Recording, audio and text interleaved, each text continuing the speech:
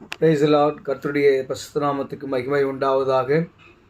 இன்றைய நாளுக்கான இறைவார்த்தை லூக்கா எழுதின நற்செய்தி நூல் 23 அதிகாரம் 34ஆம் வசனம். இந்த வசனம் இன்று முதல் வருகின்ற வெள்ளி சனி வரை நம்ம ஆண்டவர் முடிந்த 7 வார்த்தைகளை பற்றி நம்ம தியானிக்க போகிறோம். ஏன்னு சொன்னால் சிலுவையின் தியானத்துக்குள்ளாக நம்ம கடந்து செல்ல போகிறோம். அதனால் இன்று முதலாம் வார்த்தையை நான் உங்களுக்காக வாசிக்கிறேன். லூக்கா எழுதின நற்செய்தி நூல் 23ஆம் அதிகாரம் 34ஆம் வசனம். அப்போது இயேசு, பிதாவே, இவர்களுக்கு மன்னியும், தாங்கள் செய்கிறது என்னதென்று அறியாதிருக்கிறார்கள் என்றார். ஆண்டவர் இந்த மன்னிப்பின் வார்த்தையை எப்பேற்பட்ட சூழ்நிலை கொடுக்க என்பதை உலகம் நன்றாக அறியும். ஒவ்வொரு வருடமும் நாம் இதை தியானித்துக் கொண்டிருக்கிறோம். சிலுவையிலே தொங்கிக் கொண்டிருக்கிறார் அடிப்பட்டவராய். இந்த வார்த்தையில் ஆண்டவர் ஒரு 3 விதமான காரியங்களை நமக்கு சொல்கிறார். முதலாவது, ஆண்டவர் மன்னிக்க சொல்கிறார். கர்த்தர் மன்னிக்கிறவர். இதுக்கு ஒரு பெரிய உதாரணம் என்ன சொன்னால், யாத்திராகமம் அதிகாரத்தில் 34ஆம் அதிகாரம் 7ஆம் வசனத்தில் ஆண்டவர் மோசேக்கிட்ட சொல்லுவார், நான் 1000 தலைமுறை மட்டும் மன்னிக்கிறவராக இருக்கிறேன்.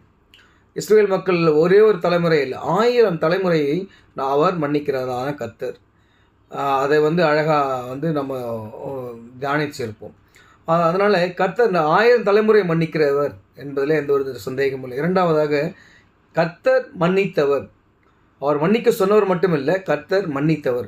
எங்கே மன்னிச்சார்னா, நீங்கள் நிறைய நம்ம புதிய ஏற்பாட்டு அதிகாரத்தில் பழைய ஏற்பாட்டு இதெல்லாம் பார்த்துன்னு சொன்னால் மன்னிக்கிற தேவன். ஒரு உதாரணமாக சொல்லணும் அப்படின்னு சொன்னால், யோவான் எழுதின நற்செய்தி நூல் 8ஆம் அதிகாரம் 1-11 வசனம் பார்த்தீங்கன்னா, விபச்சாரான ஒரு ஸ்திரீயை எல்லாரும் கொண்டு வருவாங்க ஆண்டவர்கிட்ட. இவ பாவம் செஞ்சிட்டா, கையை கவலமாக நாங்கள் பிடிச்சோன்னு சொல்லிட்டு. அப்போ ஆண்டவர் அழகான ஒரு வார்த்தை சொல்லுவார், உங்களில் யார் பாவம் செய்யாதவனோ முதலாவது அவள் மேல் கல்லெறிது கொலை செய்ய கடவன் அப்படின்னு சொல்லுவார். அப்போ அவள் அந்த ஸ்திரீயின் மேலே யாருமே கல்லெறிய மாட்டாங்க. அப்படி அந்த ஸ்திரீக்கு திரும்ப சொல்கிறார், இனிமேல் பாவம் செய்யாதவன், பாவங்கள் மன்னிக்கப்பட்டது போன்னு சொல்லுவார். ஸோ அவர் மன்னிக்க சொல்கிறது மட்டும் இல்லை, தன்னுடைய வாழ்க்கையில் வாழ்ந்து காட்டிருக்கிறார். இப்போது நம்மளுக்கு ஆண்டவர் என்ன சொல்கிறாருன்னா, கர்த்தர் மன்னிக்க சொன்னவர், நம்மையும் ஆண்டவர் நமக்கு விரோதமாக இல்லை நமக்கு தெரியாமல் தவறு செஞ்சவங்களை கூட அவர் மன்னிக்க சொல்கிறார்.